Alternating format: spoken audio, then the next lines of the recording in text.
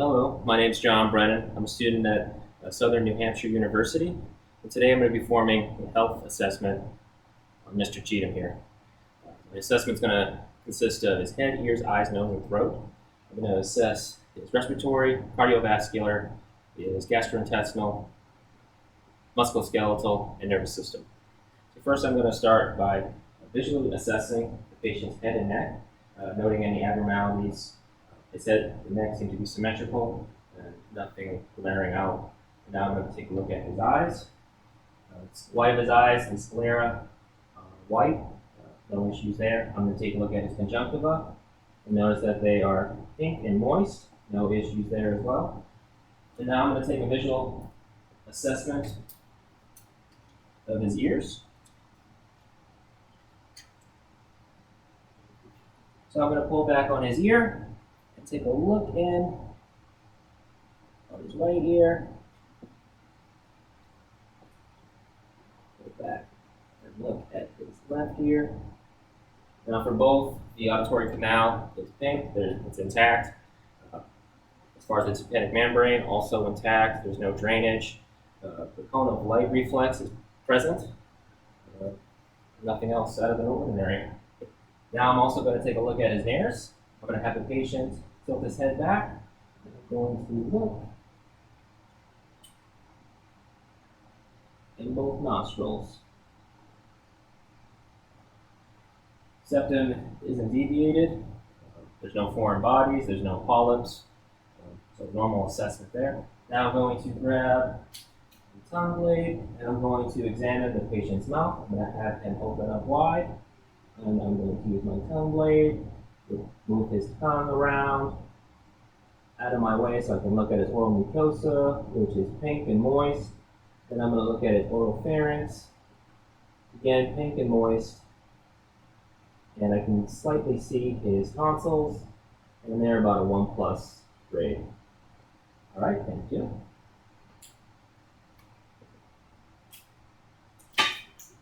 Now I'm going to start palpating the patient's skull, noticing anything bumps, any areas of tenderness. Now I'm going to ask the patient to let me know. I'm going to press on his frontal sinuses and his maxillary sinuses, and let me know if he feels any pain or any discomfort. Doesn't feel anything.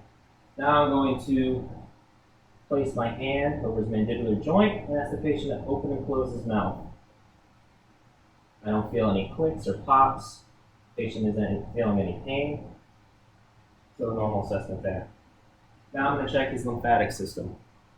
So I'm going to first start feeling around his head. And I'm going to feel around his jaw. You tilt your head up, sir. Thank you.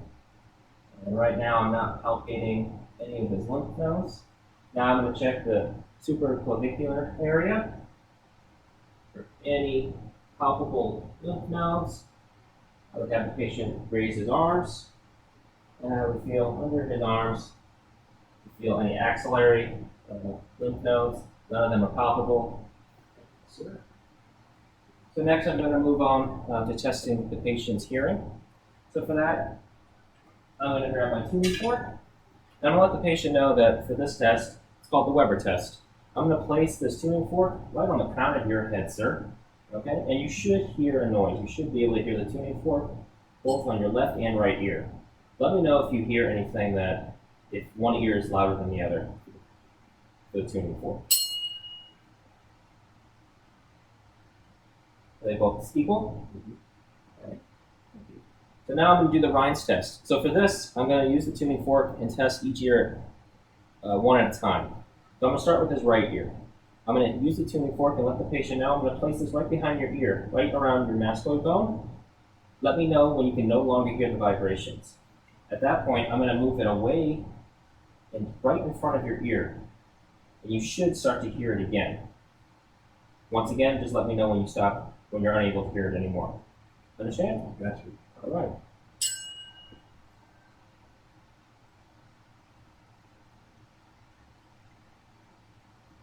Can't hear anything.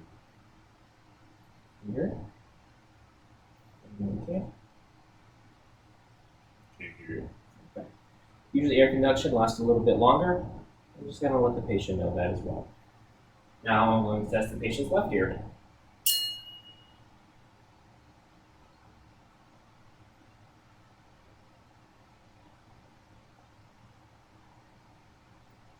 Can't hear.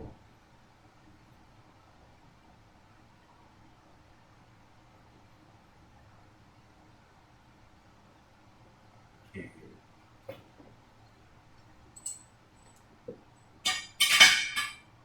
Next, I'm going to start assessing the patient's eyes. First, I'm going to do extraocular movements, so cardinal field gaze. I'm going to ask the patient to keep his head still and follow my finger with his eyes. I'm noticing how smooth his eyes are able to follow my finger.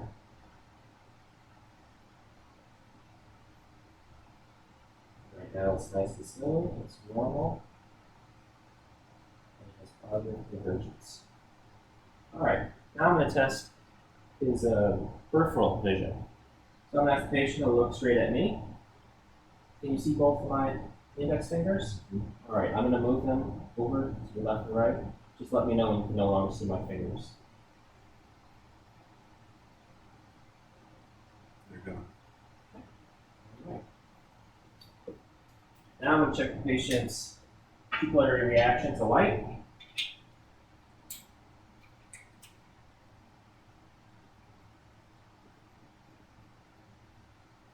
I have the patient look forward at me. And with my ophthalmoscope, I'm going to use the light, and I'm going to check his right eye, looking at his pupil. Okay. Both pupils were positive and reacted to the light. Now I'm going to do it on the left side, checking both pupils. And once again, both pupils were reacted to light. Now I'm going to use the ophthalmoscope to examine his eyes. You can just look straight at me. Retina, no abnormalities. The disc margins are sharp. Smooth.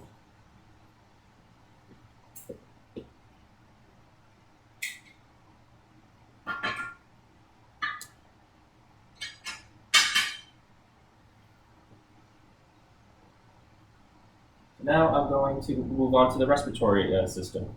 I'm going to have the patient, if he was wearing a gown, to expose his chest. That will do a visual inspection of the patient's chest, checking for APA diameter, making sure he doesn't have a barrel chest, making sure there's no obvious signs of trauma, patient isn't struggling to breathe, that he's not using any accessory muscles to help with aiding in bringing in air and out. I noticed that AP diameter is normal for this patient. There's no obvious signs of trauma. Everything appears to be normal. I'm now going to move over behind the patient. And what I'm going to do is I'm going to take my left and right hand. I'm going to place it right on his back. I'm going to ask him to take some deep breaths in and out. Deep breath and out. And what I'm assessing right now is I'm assessing to make sure that he has equal rise and fall of the chest, equal expansion, and for him, that seems to be the case. And now while I'm back here, I'm also going to check for CVA tenderness. So I'm going to let the patient know that I'm going to put my hand over where his kidneys would be, his right kidney would be, and I'm just going to give it a light tap. And just let him know, to let me know if he feels any tenderness. Any pain? Any pain? All right. And while I'm back here, now I'm going to start with percussing. So I'm going to start at the on the left, upper lobe, and work my way down, switching from left to right, left to right.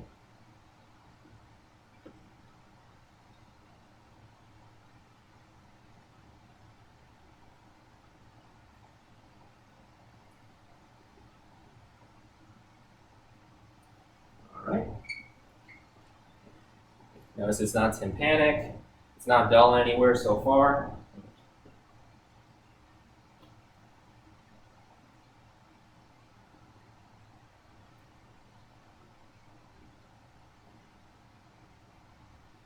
All right. So it's what normal findings. They're sonant, not tympanic, not dull. Now I'm going to take a listen with my stethoscope.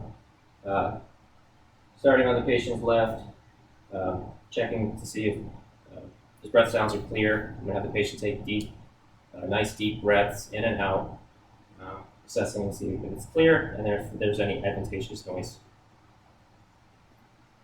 So, Mr. Judah, if you could take some deep breaths. Deep breath. In.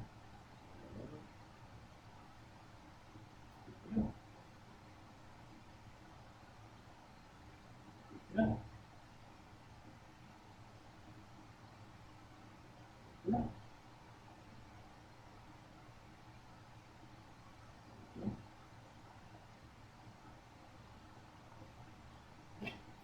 Check this back. Yeah.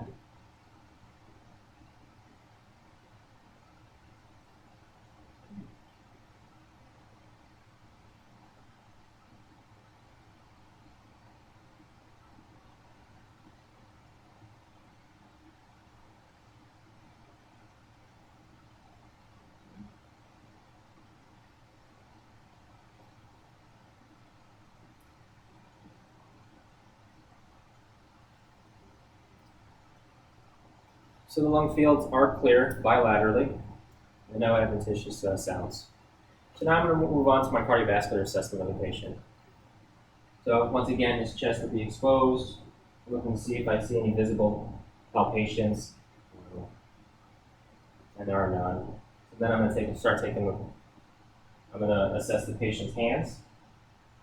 I'm going to flip them over. I'm noticing his fingertips. I want to make sure his nail beds are pink, that there's no obvious signs of clubbing. And then I'm going to check the cap refill on each of his fingers. So what I want to do is I'm going to press down and watch the return of color, which should be less than 3 seconds and shouldn't be sluggish. And I'm going to do that with each finger.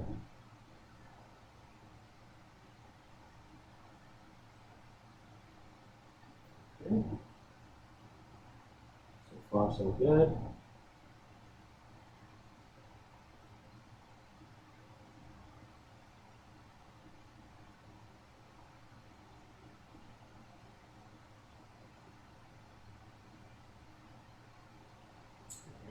I'm going to have the patient lay down.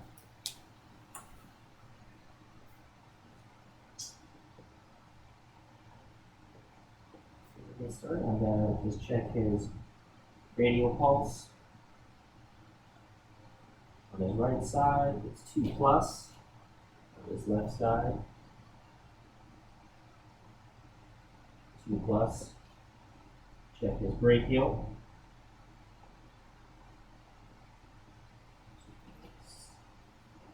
2+. Now I'm going to take a listen to his heart. First, I'm going to use the bell side of my stethoscope, and I'm going to start on his right side, right along his sternum, second intercostal space. Going to be listening for any bruits.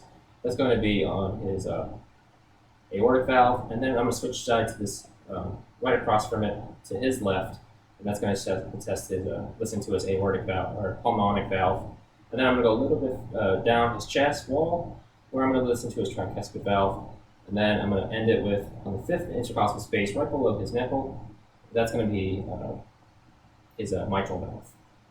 And then once I'm done listening on the bell side, I'm going to flip over and listen to the diaphragm side.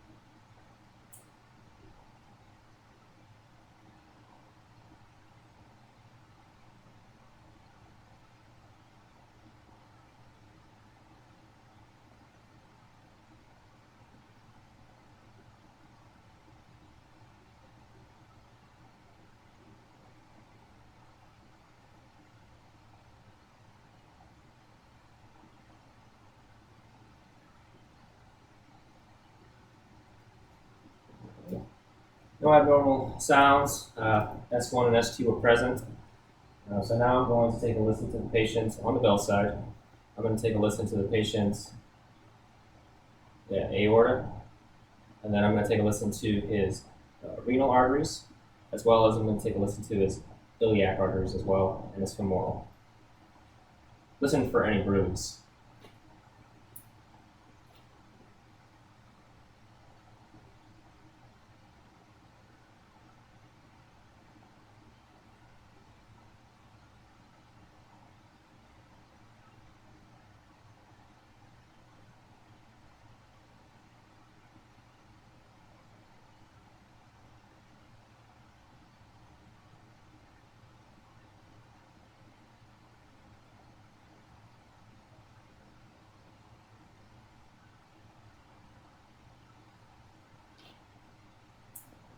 All right. I didn't hear anything, which is normal. Now I'm going to move on to the gastrointestinal assessment. So I'm going to take first the patient's abdomen is going to be exposed, and I'm going to notice if the patient has any distension, if the stomach is flat, and if there's any abnormalities that I can visually see. Nothing appears to be out of normal. So then with this assessment, I'm going to start with listening first. And I'm going to start at the right lower quadrant, working around. I'm going to take a listen to his bowel sounds and assess either if they're hypo, normoactive, or hyperactive.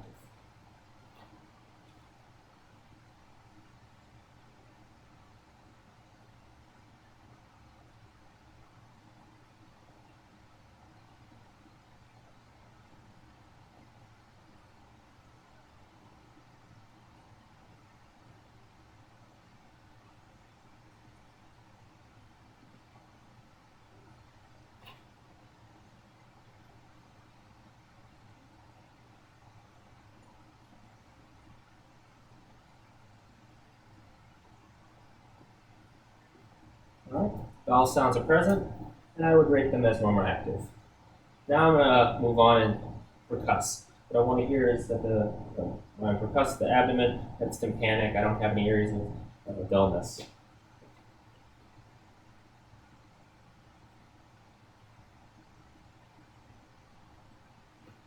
Tympanic in all four quadrants. And now what I'm going to do is I'm going to do some light palpation and then deeper palpation. Start with light. I'm going to let the patient know if he feels any pain to let me know. Now I'm going to feel if there's any masses or anything that causes the patient pain. So I'm going to start again at the right lower quadrant and lightly palpate. Any pain, sir?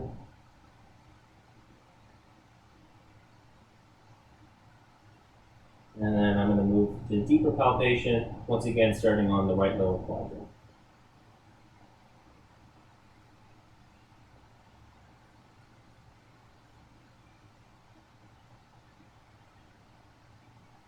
All right. I didn't feel any masses. It was a normal assessment. I'm going to have the patient sit up. Now I'm going to move over to the musculoskeletal system. So first I'm going to observe the patient's head, neck, how his posture is. Are his shoulders even? I'm going to ask the patient if he could stand up. I'm going to take a look at his hips, make sure they're even. It doesn't seem like he's having any issues with his posture. It's straight, he's standing tall, doesn't have any issues standing up. I'm going to ask him to sit down again. So now I'm also going to move over to the range of motion test. So I'm going to go from head to toe, assessing his range of motion, starting with his neck.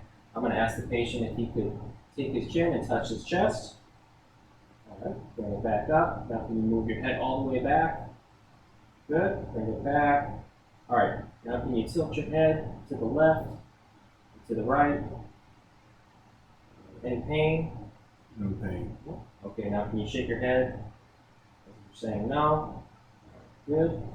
All right, now for your shoulders, what I'm going to have you do is, if you can lift your arms straight up in front of you, all the way to the ceiling. All right, bring them back down. Can you place them behind your back with any issues? No issues. No issues, okay. Now if you can bring them back in front and just cross them over. Okay. Any pain? No pain. No. Movement seems to be smooth. Doesn't seem to be causing any pain or tenderness. Now I'm going to check, have the patient put his hands straight up. I'm going to assess his wrists. If he could go up and down, now put palm up, facing the ceiling, then kind of bend at the elbow. Okay, once again, moving the elbows and the wrist, both smooth, no issues. You can put your hands at your side. If you can stand up, sir. All right. Actually, I'm going to have you lay down. All right. So now I'm going to test your hips. So if you can, we're just going to start with your left leg. Point your toe straight to the ceiling and lift your leg straight up into the air. Okay, you can bring it back down. Same with your right. All right, no issues. All right, now can you bend your knee and bring it to your chest? Perfect. Now on for your right side. Good. All right. Now if you could sit up. All right, so now I'm going to test his strength.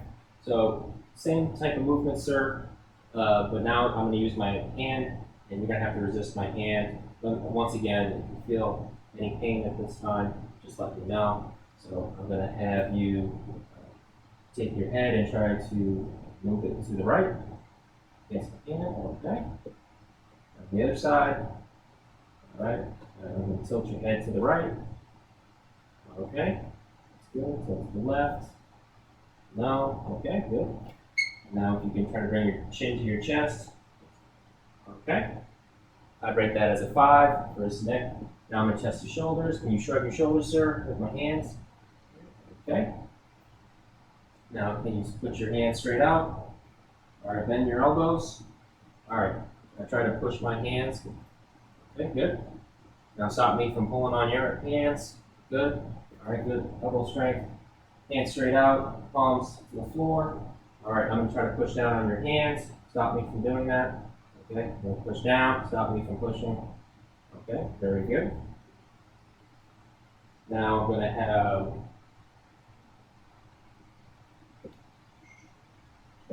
you, I'm going to put my hand right on your left thigh. If you could try to move it.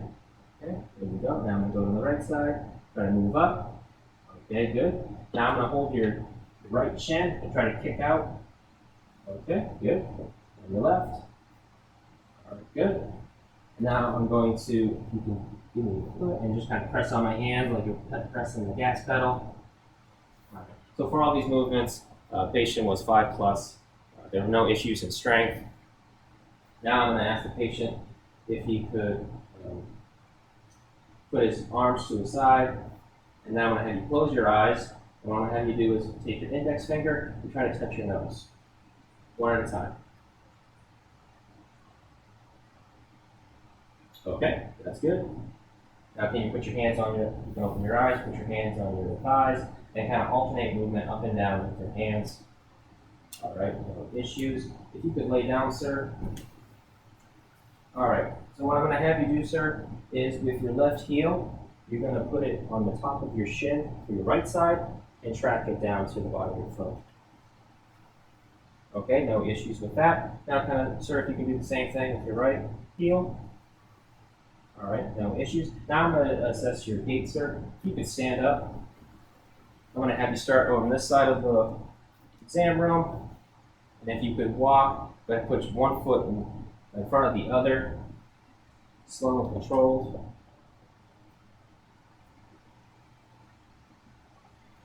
Now I'll have you stop right there. You can turn around. And now kind of walk on your heels.